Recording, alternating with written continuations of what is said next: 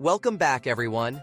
Today, we're jumping into the Ionic Design Kit to show you how to create a dashboard screen from scratch. Let's get started.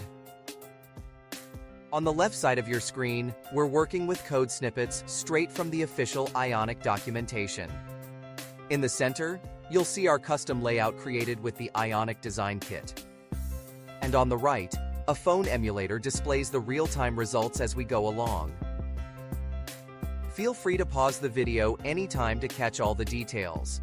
You can also find the code snippets and instructions on our website. Just follow the link in the description. Let's take a look at the dashboard screen, the main hub where users get quick access to essential info, like calendars and community updates. A clean, organized dashboard makes your app easier to use and keeps people engaged with its core features. Now, let's break down the Ionic Design Kit. It's loaded with ready-to-use elements straight from the Ionic framework.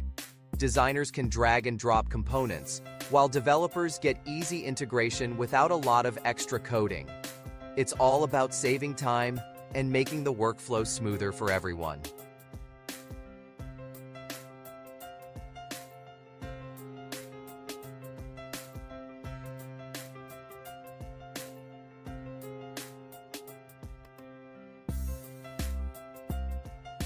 Our goal is to help you use the Ionic Design Kit to build simple, user-friendly designs and make your app development process easier.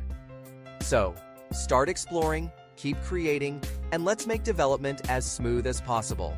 Thanks for watching, and happy coding!